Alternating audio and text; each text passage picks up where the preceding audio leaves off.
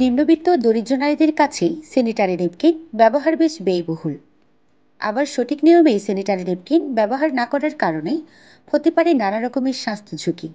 আর তাই সুরক্ষায় স্বাধীনতা প্রতিপাদ্যে নারীদের প্রজনন স্বাস্থ্য উন্নয়ন সহজতর করতে 3 দিন ব্যাপী স্যানিটারি ন্যাপকিন তৈরির এক প্রশিক্ষণ কর্মশালা আয়োজন করা হয়েছে। 16 জুলাই রবিবার কক্সবাজার জুনিয়র চেম্বার ইন্টারন্যাশনালের অর্থায়ন ও কক্সবাজার মহিলা ও শিশু উন্নয়ন সংস্থার সার্বিক তত্ত্বাবধানে বাস্তবায়ন হচ্ছে এই কর্মশালা।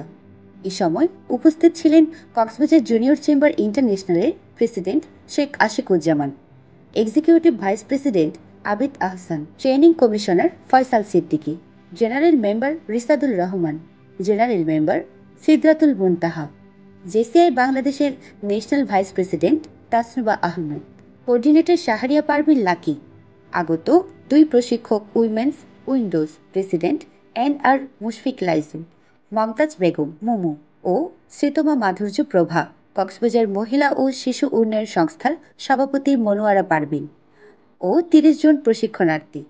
কর্মশালায় প্রশিক্ষণার্থীদের হাতে কলমে ধরে প্রশিক্ষণ দেওয়া হয়।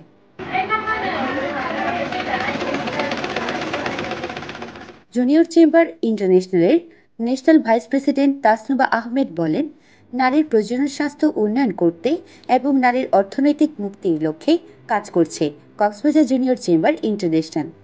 আমি এক কথায় বলবো খুবই চমৎকার। এখানে যে কাজটি হবে সেটা হচ্ছে যে স্যানিটারি ন্যাপকিন প্রোডাকশন শেখানো হবে in low cost.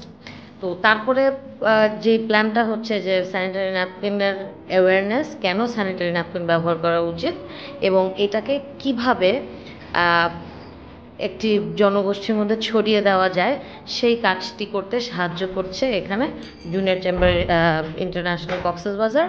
Cox's Bazar junior chamber ইন্টারন্যাশনালের executive vice president Abid Ahsan বলেন, এমন মহৎ উদ্যোগের সাথে থাকতে পেরে তিনি নিজেকে আনন্দিত মনে করছেন।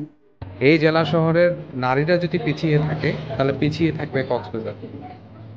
নারীদের অর্থনৈতিক স্বাধীনতা এবং অর্থনৈতিক মুক্তির জন্য কাজ করে যাচ্ছে এবং সাথে সাথে আমরা আমাদের এই অর্থনৈতিক উন্নয়ন কর্মকাণ্ডে নারীদের সক্ষমতা তৈরিতে আমরা একটা নতুন দৃষ্টান্ত তৈরি করতে যাচ্ছি কক্সবাজারে। প্রধান প্রশিক্ষক মুশফিক লাইজু বলেন, কক্সবাজারের প্রান্তিক নারীদের স্বাস্থ্য সুরক্ষায় এটি একটি যুগান্তকারী পদক্ষেপ।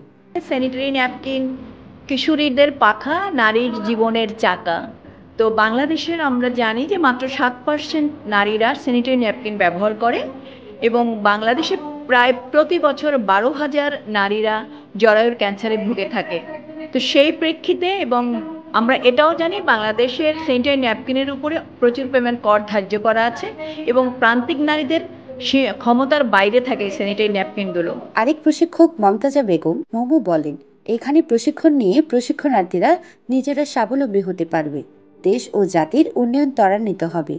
আমরা এখানে প্রান্তিক নারীদের নিয়ে কাজ করতে শুরু করেছি।